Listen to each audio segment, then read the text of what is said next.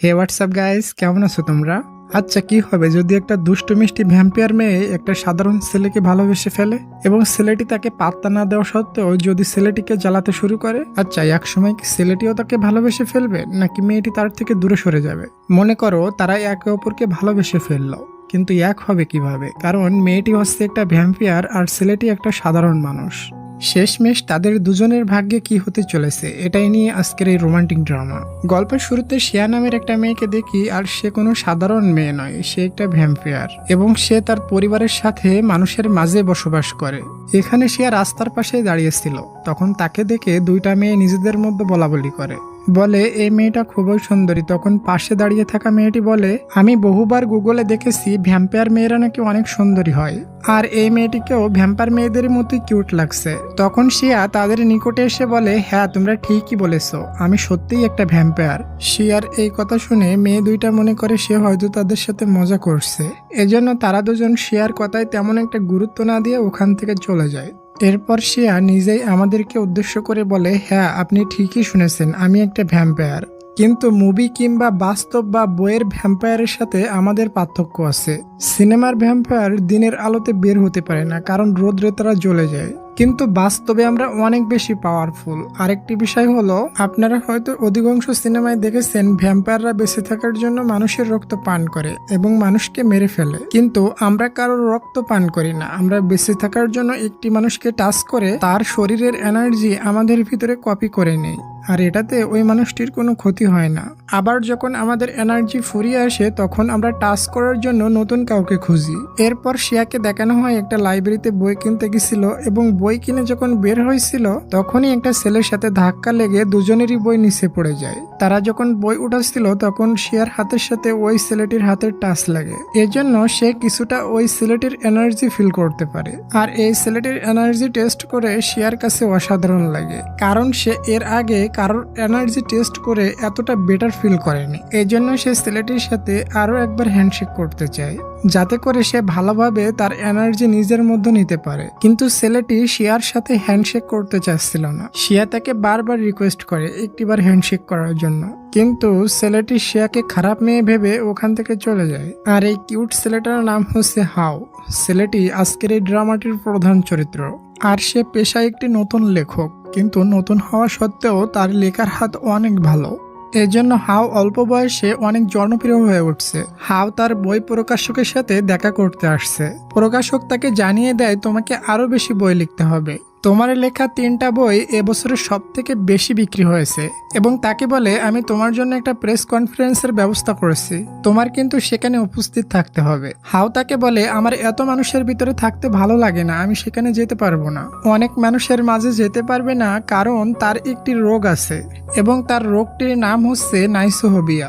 নাইসোহোবিয়া হচ্ছে এমন একটি রোগ, আমি যদি তোমাদের ডিটেলসে বুঝাই বলি, নাইসোহোবিয়া রোগ হলে ওই ব্যক্তিরা সাধারণ মানুষের তুলনায় সবসময় অতিরিক্ত পরিষ্কার পরিচ্ছন্ন থাকতে পছন্দ করে, এবং তারা কোনো মানুষকে ভুলে টাচ করে ফেললেও কম করেও 10 বার হাত ধোয়।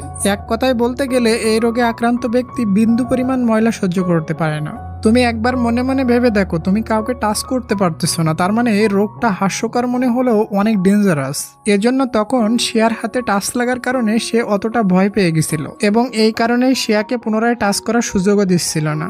এখানে প্রকাশক হাওকে নিয়ে একটা প্রেস কনফারেন্স করবে, তার মানে সেখানে তার প্রচুর সম্মান দেওয়া হবে এবং সমস্ত টিভির চ্যানেলে তাকে দেখানো হবে, আর এটাতে তার পাবলিসিটি আগের তুলনায় বহু বেড়ে যাবে।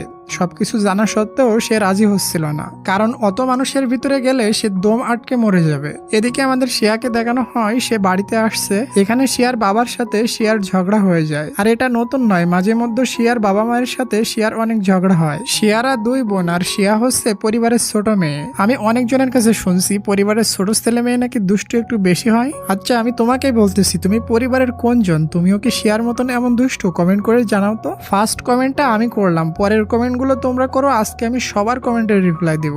যাই হোক, আজকে শিয়া রাগ করে বাড়ি থেকে বের হয়ে অন্য একটি বাড়িতে থাকার জন্য গিয়ে ওঠে। কিছুক্ষণ পরে শিয়ার বড় বোন ল্যাং শিয়ার সাথে দেখা করতে আসে। ল্যাং শিয়াকে বলে, বাবা তোমার উপর খুবই রেগে আছেন এবং বলেছেন তোমাকে পেলে গাছের সাথে বেঁধে পিটাবে। কিন্তু এসব শুনে শিয়া মনে মনে ভাবে আই ডোন্ট কেয়ার। এরপর শিয়ার বোন ল্যাং ওখান থেকে চলে যাওয়ার পর শিয়ার কাছে কিছু পার্সেল আসে। পার্সেলগুলো দেখতে যেয়ে সে বুঝতে পারে পার্সেলগুলো আসলে তাকে পাঠানো হয়নি, পার্সেলগুলি তার পাশের বাসায় পাঠানো হয়েছিল, কিন্তু ভুল করে ডেলিভারি ম্যান তার বাসায় দিয়ে গেছে। এজন্য সে পার্সেলগুলো নিয়ে পাশের বাসায় সেই পার্সেলগুলো দেওয়ার জন্য যায়, কিন্তু দেখা যায় সে আর পাশের বাসায় আর কেউ নাই। সে আর পাশের বাসায় গল্পের প্রধান চরিত্র হাও থাকে। হাওকে দেখে শিয়া অবাক, আর হাও শিয়াকে দেখে মনে মনে ভাবছিল নিশ্চয়ই শিয়া ফলো করতে করতে তার বাসা পর্যন্ত চলে এসেছে। কিন্তু শিয়া বলে তোমার বাসার কিছু পার্সেল ভুল করে আমার বাসায় পাঠানো হয়েছিল, এই জন্য আমি পার্সেলগুলো দেওয়ার জন্যই এখানে এসেছি। হাও তখন বলে আচ্ছা ঠিক আছে, পার্সেলগুলো দরজার পাশে রেখে তুমি ওখান থেকে চলে যাও। এরপর শিয়া পার্সেলগুলো রেখে যাওয়ার পর হাও দরজা খুলে এবং দরজায় স্যানিটাইজার ইউজ করে দরজাটা ভালোভাবে পরিষ্কার করে নেয়। পরের দিন আমাদের শিয়াকে দেখানো হয় আসলে শিয়া একটা মডেল ছিল, এই জন্য সে ফটোশুট করছিল। তারপর শিয়া রাত্রে ফ্রেন্ডের সাথে পার্টিতে যায় এবং ওখানে যেয়ে সে অনেক বেশি ড্রিঙ্কস করে ফেলে। এর ফলে সে মাতাল হয়ে বাড়ি ফিরে। এরপর মাতাল অবস্থায় হাওয়ের দরজার সামনে যায় এবং সেই লেভেলের মাতলামি করে, দরজায় লাথি মেরে চিৎকার করে হাওকে দরজা খুলতে বলছিল। প্রথমে সে দরজা খুলতে চাচ্ছিল না, কিন্তু দরজার সামনে অনেক লোক জড়ো হয়ে যেতে পারে এটা ভেবে দরজা খোলে। আর দরজা খোলার পরপরই শিয়া জ্ঞান হারিয়ে ওখানেই শুয়ে পড়ে। আর এই অবস্থায় তাকে নিয়ে কি করবে না করবে কিছুই বুঝতে পারছিল না। সে তো শিয়াকে টাচও করতে পারবে না, এই জন্য সে প্রথমে হাতে গ্লাভস পরে নেয়। এরপর সে শিয়াকে তার ঘরের ভিতরে নিয়ে যায়। পরের দিন সকালে শিয়ার জ্ঞান ফিরলে সে দেখে তাকে অনেকগুলি নিউজ পেপার দিয়ে 2 টাকার চকলেটের মতন মুড়িয়ে রাখা হয়েছে। তখন হাও তার কাছে আসে এবং তাকে বলে তুমি কি জানো কালকে আমি তোমাকে কেন আমার রুমে এনেছিলাম? কারণ তুমি আমার রুমের সামনে অজ্ঞান হয়ে পড়ে গেছিলে, আর যদি কেউ তোমাকে অজ্ঞান অবস্থায় দেখে ফেলতো তাহলে সে অ্যাম্বুলেন্সে কল দিত। তখন আমার রুমের সামনে কত মানুষ চলে আসতো, আর জানি না কত মানুষ আমার রুমের দরজায় টাচ করতো আর কত ময়লা জীবাণু ছড়াতো। এজন্য আমি নিজেই তোমাকে আমার রুমে নিয়ে এসেছি। তারপর শিয়ার মনে পড়ে সে কাল রাতে মাতাল হয়ে হাওয়ের সাথে অনেক পাগলামি করছে। এজন্য সে হাওয়ের কাছে 2 হাত তুলে ক্ষমা চায়, আর ক্ষমা চাইতে চাইতে সে হাওয়ের বাসার ফ্লোরে টাচ করে। এটাতে হাও তাকে বলে সাবধান, তুমি কিন্তু কোনো কিছুতেই টাচ করবে না, তোমার হাতে ময়লা জীবাণু থাকতে পারে। এবার শিয়া বুঝে যায় হাওয়ের নাইসোফোবিয়া রোগ আছে, এজন্য সে তো খুবই দুষ্ট, তাই দুষ্টুমি করে হাওয়ের রুমের সমস্ত কিছুতে টাচ করতে শুরু করে। হাও তাকে থামানোর ট্রাই করে, কিন্তু আমাদের দুষ্টু শিয়া আরো স্পিডে সবকিছুতে টাচ করতে শুরু করে। এক পর্যায়ে হাও তাকে থামিয়ে বলে অনেক হয়েছে, এখন প্লিজ তুমি আমার বাসা থেকে চলে যাও। এরপর শিয়া দুষ্টুমি করে হাওয়ের বুকে টাচ করে তার নিজের রুমের দিকে দৌড় দেয়। আর শিয়া খুবই খুশি ছিল, কারণ ফাইনালি আরো একবার সে হাওকে টাচ করতে পেরেছে। এদিকে হাও শিয়ার ব্যবহারে অনেক বিরক্ত ছিল এবং সে তার পুরা রুম ভালোভাবে পরিষ্কার করে। এরপর আমরা শিয়াকে দেখি যে তার বোনের নিকটে এসেছে নাইসোফোবিয়া রোগের ব্যাপারে জানতে। আসলে শিয়ার বোন পেশায় একটা ডক্টর ছিল। তার বোন তাকে বলে নাইসোফোবিয়া রোগটা আস্তে আস্তে ঠিক করা সম্ভব, কিন্তু এজন্য সর্বপ্রথম রোগীকেও নিজেকে ঠিক করার চেষ্টা করতে হবে। এরপর শিয়া ওখান থেকে বাইরে বের হয় এবং রাস্তায় আসতে সে হাওয়ের সামনে এসে পড়ে। হাও সেই রাস্তা দিয়ে যাচ্ছিল, তাকে দেখে হাও বলে তুমি আমাকে ফলো করছো কেন? খবরদার, তুমি আমাকে ফলো করবে না, তুমি অনেক দুষ্টু একটা মেয়ে, সেদিন আমার রুমের 12টা বাজিয়ে দিয়েছো, আর একবার আমাকে ফলো করলে তোমার ঠ্যাং ভেঙে পুলিশের কাছে ধরায় দিব। এসব বলে হাও ওখান থেকে চলে যায়। তখন শিয়া মনে মনে বলে পোলাই কয় কি, আমি তাকে কখন ফলো করলাম? ধুর, ছেলেটা এত পাজি কেন? এরপর হাও তার বই প্রকাশকের অফিসে যায়। এখানে হাওয়ের পিছু লাগে জাও নামে আরো একটি ভ্যাম্পায়ার মেয়ে এবং সে হাওকে তার পরবর্তী শিকার হিসেবে সিলেক্ট করে। এরপর আমরা দেখি শিয়া ওই লাইব্রেরিতেই কিছু বই কিনতে এসেছে। হাও লাইব্রেরির অন্য সাইডে তার লাইফের একটা ইম্পর্টেন্ট বই খুঁজতেছিল, কিন্তু তার পিছনেই জাও নামের সেই ভ্যাম্পায়ার মেয়েটি ছিল। সে যখন হাওকে টাচ করে হাওয়ের এনার্জিটা তার নিজের ভিতরে নিতে যাচ্ছিল, তখনই শিয়া তাকে ধরে ফেলায়। আর সে হাওয়ের দিকে তাকিয়ে বলে তুমি এখান থেকে চলে যাও, এই মেয়েটির হাতে অনেক জীবাণু ছিল, আর এই জীবাণুযুক্ত হাতে সে তোমাকে টাচ করতে যাচ্ছিল। এরপরে হাও ওখান থেকে চলে যাওয়ার পর শিয়া ওই মেয়েটিকে সাইজ করে। এরপরে যখন ওই মেয়েটি বাইরে আসে তখন তার সামনে কিছু লোক এসে দাঁড়ায়, আর তারা জাওকে কিডন্যাপ করে নিয়ে যায়। এদিকে আমাদের শিয়া এবং হাওকে দেখানো হয় তারা দুজন একসাথে বাড়ি ফিরছিল। তখন শিয়া হাওয়ের সাথে কথা বলার চেষ্টা করছিল এবং তার সাথে ফ্রেন্ডশিপ করতে চাচ্ছিল, কিন্তু হাও তাকে বলে তুমি অনেক অদ্ভুত একটা মেয়ে, আমি বুঝতে পারছি না তোমার মাথায় কোনো সমস্যা আছে কিনা, সবসময় তুমি উল্টাপাল্টা কাজ করো। আমি লাইব্রেরিতে লস্ট অফ ইমোশনাল নামে একটা বই খুঁজতে গিয়েছিলাম, কিন্তু তোমার আজব ব্যবহারের জন্য আমি সেখান থেকে বইটা না নিয়েই চলে এসেছি। পরে আমি অন্য একটা লাইব্রেরিতে যেয়ে জানতে পারলাম সেই বইটা স্টক আউট হয়ে গেছে। তোমার জন্যই আমি ওই বইটা কিনতে পারলাম না, ওই বইটা আমার জন্য অনেক গুরুত্বপূর্ণ ছিল। তুমি সবসময় এমন কাজকর্ম করো কেন? শিয়া বলে, আমি জানি না আমি তোমার সাথে কেমন আচরণ করি, কিন্তু আমি তোমার সামনে আসলে অনেক এক্সাইটেড হয়ে যাই, আর আমি মনের অজান্তেই অনেক উল্টাপাল্টা কাজ করে ফেলি। হয়তো আমি তোমাকে অনেক পছন্দ করি, এই জন্য তোমার সামনে আসলে সবকিছু এলোমেলো হয়ে যায়। এসব শুনে হাও বলে, আমি বুঝতে পেরেছি তোমার মাথা আসলেই খারাপ। এটা বলে সে চলে যেতে শুরু করে। তখন শিয়া তাকে আটকানোর চেষ্টা করে। হাও বলে, তোমার পাগলামি দেখার সময় আমার নাই, এখান থেকে সরো। এটা বলে হাও তাকে ইগনোর করে সেখান থেকে চলে যায়। কিন্তু বাসায় আসলে দেখা যায় সে তার নিজের অজান্তে শিয়ার কথা ভাবতেছে। কোনোভাবে কোনো উপায়ে সে শিয়াকে মাথা থেকে সরাতে পারছে না। আর যখন সে টিভি অন করে সে দেখতে পায় আজকে ভালোবাসা দিবস, এজন্য প্রতিটা চ্যানেলে রোমান্টিক গান এবং রোমান্টিক ড্রামা দেখানো হচ্ছিল। এসব দেখে সে আরো বেশি শিয়াকে মিস করতে থাকে। অন্যদিকে দেখানো হয় জাওকে যারা কিডন্যাপ করছিল তারা একটা গ্যাং ছিল। তারা জানতো জাও একটা ভ্যাম্পায়ার, আর তারা তাকে কিডন্যাপ করেছে একটা এক্সপেরিমেন্ট করার জন্য। কি এক্সপেরিমেন্ট সেটা আমাদের সময় মতো দেখানো হবে। যাই হোক, পরের দিন সকালে শিয়া হাওকে একটা বই দেখিয়ে বলে, তুমি লস্ট অফ ইমোশনাল নামের এই বইটা খুঁজতেছিলে তাই না? কালকে আমিও লাইব্রেরিতে গিয়েছিলাম কিছু বই কিনতে, সেখানে এই বইটা পেয়েছিলাম। পরে জানতে পারলাম তোমার এই বইটা অনেক প্রয়োজন। তখন চিন্তা ভাবনা করে বইটা নিয়ে নিলাম। তোমার কি এই বইটা লাগবে? হাও বলে, হ্যাঁ অবশ্যই, তুমি কি আমাকে এই বইটা দিবে? তুমি আসলে অনেক ভালো মেয়ে। শিয়া বলে, থাক, আর পাম দেওয়া লাগবো না, আমার সাথে ঘুরতে যাবে, একসাথে বসে একটা সিনেমা দেখবে। শিয়ার মুখে এসব শুনে হাও তো তালগাছ থেকে নিচে পড়ে। একটু আগে তার বলা ভালো মেয়েটি এখন সুযোগের সদ্ব্যবহার করতেছে। এখন হাও আর কি করবে, তার বইটি অনেক প্রয়োজন, তাই সে রাজি হয়ে যায়। তারপর ঘুরতে এসে শিয়ার কাছে বইটি চায়। শিয়া বলে, মাস শেষ হওয়ার আগে পেমেন্ট, আগে আমার সাথে ঘুরো, তারপরে সিনেমা দেখো, তারপরে আমি তোমাকে বইটা দিব কিনা ভেবে দেখবো। গাইস, আমাদের মতন কিউট সিঙ্গেল ছেলেদের উপরে এমন ভ্যাম্পিয়ার মেয়েদের নজর পড়ে না, আফসোস। মেয়েরা তোমরা আর কবে বুঝবে আমাদের? ভাইয়া এবং আপুরা কমেন্ট বক্সে গর্বের সাথে জোর গলায় লিখে দাও তুমি সিঙ্গেল নাকি মিঙ্গেল। দেখা যাবে কমেন্ট বক্সে আজকে কারা জিতে, সিঙ্গেলরা নাকি মিঙ্গেলরা। মজা করলাম একটু, তবে কমেন্টটা করে দিও। যাই হোক, এরপর হাও বাধ্য হয়ে শিয়ার সাথে ঘুরতে যায়, একসাথে রোমান্টিক সিনেমা দেখে। সিনেমা হলে শিয়া তাকে টাচ করার চেষ্টা করেছিল, কিন্তু হাও তাকে টাচ করতে দেয় না। এরপর সিনেমা শেষ হওয়ার পর শিয়া বলে, তুমি আমার সাথে আরেকটি সিনেমা দেখবে? হাও বলে, একটা সিনেমা দেখার কথা ছিল। এরপর তারা একসাথে রেস্টুরেন্টে খেতে যায়। তখন শিয়া জ্যাকেট খুলে তাকে একটু দেখাচ্ছিল, না মানে আকর্ষণ করার জন্য। মেয়েরা কিন্তু ছেলেদের আকর্ষণ করার অনেক ট্রিক্স জানে। অবশ্যই আমাদের দেশের মেয়েরা এমন ট্রিক্স ব্যবহার করে না, ভদ্র আছে। কিন্তু অত্যন্ত দুঃখের বিষয় হলো হাও তাকে দেখে একটু আকর্ষিত হয় না, বরং তাকে বলে, আরে পাগলি, তোমার তো ঠান্ডা লাগবে, আর ঠান্ডা লাগলে আরো বেশি জীবাণু ছড়াবে, তাড়াতাড়ি জ্যাকেট পরো। এরপর তারা যখন বাড়ি ফিরছিল তখন শিয়া হঠাৎ করে পড়ে যায়। আসলে শিয়া ইচ্ছা করেই পড়ছিল যাতে হাও তাকে উঠায়, কিন্তু আবারও আফসোস, হাও তাকে বলে, কি হলো, হঠাৎ রাস্তার মাঝে বসে পড়লা কেন? ওঠো, তাড়াতাড়ি বাড়ি যেতে হবে। এরপর সে নিজে নিজে উঠে পড়ে। তারপর তারা তাদের বাড়িতে চলে আসে। এখানে হাও শিয়াকে বলে, সারাদিন অনেক বিরক্ত করছো, এবার দয়া করে আমার বইটা দাও। এরপর শিয়া রুমে গিয়ে সেই বইয়ের 2টা লেসনের ছবি তুলে হাওয়ের ফোনে পাঠিয়ে দেয় এবং হাওকে ফোন করে বলে, এই বইয়ের আরো 10টা লেসন আমার নিকটে আছে, এগুলো পেতে হলে তোমাকে আমার সাথে আরো 5 বার ঘুরতে যেতে হবে। এরপর সে সারা রাত শিয়ার অদ্ভুত পাগলামির কথা ভাবছিল, সে কেন সারাদিন তার সাথে এমন পাগলামি করে। সেদিন রাত্রে শিয়াকে নিয়ে ভাবতে যে তার সেদিন আর ঘুম হয় না। পরের দিন শিয়া তার মডেলিং এর একটা ফটোশুটের জন্য গিয়েছিল। সেখানে ডিরেক্টর তাকে জানায়, আজকের ফটোশুটের জন্য আমাদের একটা হ্যান্ডসাম ছেলে লাগবে।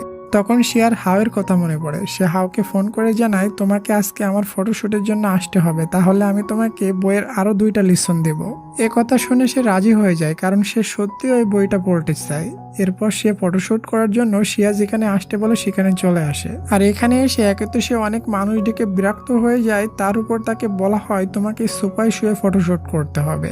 এটা শুনে হাও অনেক ভয় পেয়ে যায়, কারণ এই সোফায় অনেক জীবাণু থাকতে পারে। এজন্য সে সোফায় শুয়ে ফটোশুট করতে চাচ্ছিল না। তখন শিয়া তাকে বলে, তোমার ওই বইয়ের বাকি লেসনগুলো চাই কিনা। এই কথা শুনে সে বাধ্য হয়ে সোফায় শুয়ে পড়ে এবং শিয়া তার অনেক কাছে চলে আসে। আর এভাবেই ফটোশুট করা হচ্ছিল। হাও শিয়াকে এত কাছে দেখে সে এক পর্যায়ে সহ্য করতে পারছিল না, এজন্য সে তাকে জোরে ধাক্কা মেরে ফেলে দেয় আর ওখান থেকে বের হয়ে যায়।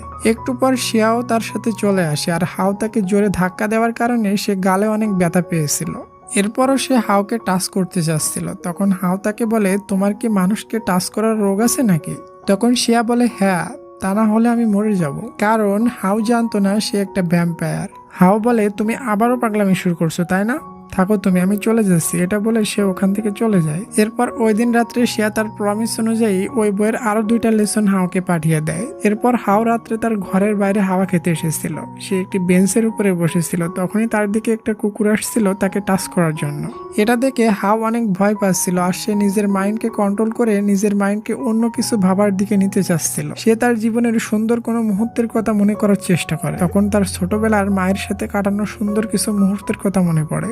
ছোটবেলায় সে অল্প সময়ের জন্য সে তার মাকে কাছে পেয়েছিল এবং পরে তার মা তাকে ছেড়ে চলে গিয়েছিল। তখনই ওই কুকুরটির মালিক ওখানে চলে আসে এবং তার কুকুরটিকে সেখান থেকে নিয়ে যায়। এর পরের দিন আমাদের শিয়াকে দেখানো হয় এখানে তার ম্যানেজার সেদিন হাওয়ের যে ছবি তোলা হয়েছিল সেগুলো দেখাচ্ছিল। শিয়ার ছবিগুলো দেখে অনেক পছন্দ হয় আর সে এক্সাইটেড হয়ে হাওকে সেই ছবিগুলো দিয়ে যায়। হাও প্রথমে ছবিগুলো দেখতে না চাইলেও শিয়ার অনেক জোরাজুরিতে সে ছবিগুলো নিতে রাজি হয়। এরপর সে যখন একা বসে ওই ছবিগুলো দেখছিল সে অনেক লজ্জা পাচ্ছিল, কারণ ওই ছবিগুলোতে শিয়াকে এবং তাকে রোমান্টিক কাপলের মতন লাগছিল। পরের দিন শিয়া তার বোন ল্যাং এর সাথে দেখা করতে আসে। এখানে শিয়া তার বোনকে বলে, আমি অনেক দিন ধরে কারোর এনার্জি নেয়নি আর আমি শুধুমাত্র হাওয়ের এনার্জিটা নিজের মধ্যে নিতে চাই, এজন্য তাকে সর্বপ্রথম রোগটা ঠিক করতে হবে, তা না হলে হাও আমাকে তাকে টাচ করতে দিবে না। এখন তুমি বলো আমি কিভাবে হাওয়ের রোগটা ঠিক করতে পারি? আমি যেইভাবে হোক হাওকে ঠিক করতে চাই। তখন শিয়ার বোন ল্যান বলে, আচ্ছা তাহলে তুই একটা কাজ কর, অনেক বেশি জীবাণু আছে এমন একটা জায়গায় হাওকে নিয়ে যা এবং সেখানে নিয়ে যেয়ে তাকে বোঝা এই জীবাণুগুলো আমাদের কোনো ক্ষতি করে না, কারণ মানুষের শরীরে এতটুকু রোগ প্রতিরোধ ক্ষমতা আছে, তা না হলে কোনো মানুষই বাঁচত না। যদি তাকে এসব বোঝাতে পারিস তাহলে হাওয়ের রোগটা আস্তে আস্তে ঠিক হয়ে যাবে। সেই রাতে শিয়া হাওকে এসে বলে, তোমার ওই বইয়ের বাকি লেসনগুলো লাগবে? যদি লাগে তাহলে কালকে তোমাকে আমার সাথে একটা জায়গায় যেতে হবে। পরের দিন সকালে দেখা যায় হাও শিয়ার সাথে বাধ্য হয়ে ঘুরতে যাচ্ছে। শিয়া তাকে নিয়ে একটা ঘোড়ার খামারে যায় এবং তার সাথে ঘোড়াকে খাবার খাওয়াইতে বলে। হাওকে বাধ্য হয়ে শিয়ার কথা মতো এই কাজটি করতে হয়। তারপর শিয়া তাকে নিয়ে একটা খরগোশের ঘরে নিয়ে যায়। শিয়া হাওকে ওই ঘরে বন্দি করে বাইরে থেকে দরজা লক করতে যাচ্ছিল। তখন এটাতে হাও ভয় পেয়ে শিয়াকে ধাক্কা মেরে বাইরে বের হয়ে আসে। বাইরে যাওয়ার সময় হাওয়ের হাতের সাথে শিয়ার হাতে টাচ লাগে, এজন্য শিয়া অনেক খুশি হয়, কারণ শিয়া অনেক দিন পরে হাওয়ের এনার্জি পেয়েছে। এরপর হাও একা একা চলে যাচ্ছিল, শিয়া তার পিছন পিছন আসছিল। হাও তাকে বলে, তুমি সবসময় আমার সাথে এমন পাগলামি করো কেন? শিয়া বলে, সবার জীবনে একটা স্পেশাল মানুষ থাকে যার সাথে মেয়েরা অনেক পাগলামি করে, আমার জীবনে সেই স্পেশাল মানুষটা হচ্ছে তুমি। তখনই পিছন থেকে একটা ছোট্ট বাচ্চা এসে হাওয়ের পা জড়িয়ে ধরে। হাও তখন ভাবে এটাও নিশ্চয়ই শিয়ার প্ল্যান। তখন ওই বাচ্চা মা মা বলে কাঁদতে থাকে আর বলে, আমি আম্মুর কাছে যাব। তখন হাওয়েরও তার মায়ের কথা মনে পড়ে। সে একদিন তার মায়ের কাছে যাওয়ার জন্য এমন করে কান্না করছিল। তখনই ওখানে বাচ্চাটির মা চলে আসে এবং নিজের বাচ্চাটিকে জড়িয়ে ধরে। আসলে বাচ্চাটি তার মায়ের সাথে ঘুরতে এসে হারিয়ে গিয়েছিল আর এখন বাচ্চাটি তার মাকে ফিরে পেয়েছে। এসব দেখে হাও তার মাকে মিস করে এবং কিছুটা ইমোশনাল হয়ে পড়ে। এরপর হাও এবং শিয়া বাড়িতে ফিরে আসে। বাসায় এসে সে তার সৎ মায়ের কথা ভাবছিল। আসলে হাওয়ের মা চলে যাওয়ার পর হাওয়ের বাবা আরেকটি বিয়ে করেছিল, কিন্তু হাও তাকে কোনোদিন মা হিসেবে মানতে পারেনি। পরের দিন শিয়া হাওকে একটা গোল্ড ফিশ গিফট করে। গিফট পেয়ে হাও অনেক খুশি হয়, কারণ সে আপনার আমার মতো জীবনে কোনোদিন গিফট পায়নি। আপনি পেয়ে থাকলে অবশ্যই কমেন্টে জানাবেন। আর জীবনে প্রথমবার এত সুন্দর একটা উপহার পেয়ে হাও সেটা নিজের কাছে অনেক যত্নে রেখে দেয়। সে গোল্ড ফিশটার অনেক খেয়াল রাখে এবং গোল্ড ফিশটার কোনো সমস্যা হলে সে ইন্টারনেটে সার্চ করে অথবা বই পড়ে সেই সমস্যার সমাধান করে। এমনকি সে মাঝে মাঝে শিয়াকেও মেসেজ করে বলে, আমার গোল্ড ফিশটার একটা সমস্যা হয়েছে, আমি এখন কি করব? এসব দেখে শিয়া অবাক হয়ে যায়, কারণ হাও যদি একটা গোল্ড ফিশকে এত কেয়ার রাখতে পারে তাহলে সে তার লাইফ পার্টনারকে কতটা কেয়ার করবে। কিন্তু তার রোগটার কারণে হাও তার কাছে যেতে পারতো না। এরপর সে একদিন শিয়াকে ফোন করে জানায়, আমি গোল্ড ফিশটাকে সমুদ্রে ছেড়ে দিব যাতে সে আরো ভালো থাকতে পারে, তুমিও চলো আমার সাথে। হাও তাকে নিয়ে কোথাও যাবে শুনে শিয়া তো খুবই খুশি এবং সে হাওয়ের সাথে যেতে রাজি হয়। কিন্তু পরের দিন দেখা যায় সেই গোল্ড ফিশটা মারা গেছে। এই জন্য হাও কিছুটা মন খারাপ করে। তখন শিয়া তার কাছে এসে তাকে বুঝায়, তুমি মন খারাপ করো না, আমি তোমাকে আবার একটা গোল্ড ফিশ গিফট করব। এরপর সে তাকে তার সাথে একটা বারে নিয়ে যায় আর এখানে আজকে হাও তার লাইফের প্রথমবার ড্রিঙ্কস করে। তখন শিয়া তাকে বলে, আচ্ছা তুমি ওই বইটা পড়ার জন্য এত পাগল কেন? কি এমন আছে ওই বইটার মধ্যে? হাও বলে, কারণ ওই বইটি আমার মা লিখেছিলেন আর তিনি ছোটবেলায় আমাকে ছেড়ে চলে গিয়েছিলেন, কারণ আমার বাবার সাথে তার ডিভোর্স হয়ে গেছিল। আমার সৎ মা আমাকে অনেক বকা দিত এবং সর্বদা আমাকে বলতো, তুমি সবসময় সবসময় ময়লা নিয়ে খেলো, তুমি অনেক অপরিষ্কার একটা ছেলে, এজন্য তোমার মা তোমাকে ছেড়ে চলে গিয়েছে। বুঝতে পারছেন, এমনিতে সে ছোটবেলায় নিজের মাকে হারিয়ে অনেক বড় একটি শোক পেয়েছে, তার উপর এমন একটি খোঁটা শোনার জন্য এটা সোজা তার ব্রেনে ইফেক্ট পড়ে। আর সেখান থেকে সে সবসময় অতিরিক্ত পরিষ্কার পরিচ্ছন্ন থাকতে শুরু করে। সে ভাবতো সে পরিষ্কার পরিচ্ছন্ন থাকলে তার মা তার কাছে ফিরে আসবে, এজন্য সে সবসময় ময়লা জীবন থেকে দূরে থাকতো। তখন থেকেই ওই অভ্যাসটা তার নাইসোফোবিয়া রোগে পরিণত হয়েছে, এজন্য সে এখন ময়লা জীবন দেখলে ভয় পায়। এসব কথা বলার সময় হাও তার মাকে মিস করে এবং ইমোশনাল হয়ে পড়ে, আর শিয়া তাকে সামলিয়ে বাড়িতে নিয়ে আসে। এরপর সে তাকে বেডে শুয়ে দেয়। তখন তার হাওকে টাচ করতে খুবই ইচ্ছা করছিল, তাই সে ভাবে শুধুমাত্র 10 সেকেন্ডের জন্য সে হাওকে টাচ করবে। এরপর সে হাওকে টাচ করে, কিন্তু সহজে হাওরের থেকে নিজের হাত সরাতে পারছিল না। এরপর যখন অনেক কষ্টে হাওরের থেকে নিজের হাত সরাতে যাচ্ছিল, তখন হাও নিজেই তার হাত ধরে ফেলে, আর শিয়াকে তার থেকে দূরে সরতে দেয় না। এখানেই শেষ হয়ে যায় ড্রামাটির প্রথম সিজন। পরের সিজন আরো বেশি ভালো। আমি চেয়েছিলাম এই ড্রামাটির 30টা পার্টই তোমাদের কাছে এক্সপ্লেন করতে, কিন্তু মনে হয়তো 15টা পার্ট মতন করা হয়েছে এবং 15টা পার্ট মতন বাকি আছে। ভয়েস দেওয়ার সময় তো ফ্যান চালানো যায় না, এই জন্য আমি ঘেমে একদম ভিজে গেছি। আর এটা তো 1-2 ঘন্টার কাজ না গাইস, আমি পরের সিজন এখন আর পেরে উঠতেছি না। তোমরা যদি দেখতে চাও সাবস্ক্রাইব করে রাখো, কমেন্ট করে বলো দেখতে চাও কিনা। আর দেখো তোমাদের একটু বিনোদন দেওয়ার জন্য আমরা কতটা কষ্ট করি। 50টা লাইক পূরণ করে দিও প্লিজ। ড্রামার স্ক্রিপ্টটা নাইম ভাইয়ের কাছ থেকে নেওয়া হয়েছে। তো গাইস ভালো থাকো সবাই, দেখা হচ্ছে পরের কোনো ভিডিওতে। তত সময়ের জন্য টেক কেয়ার, বাই বাই।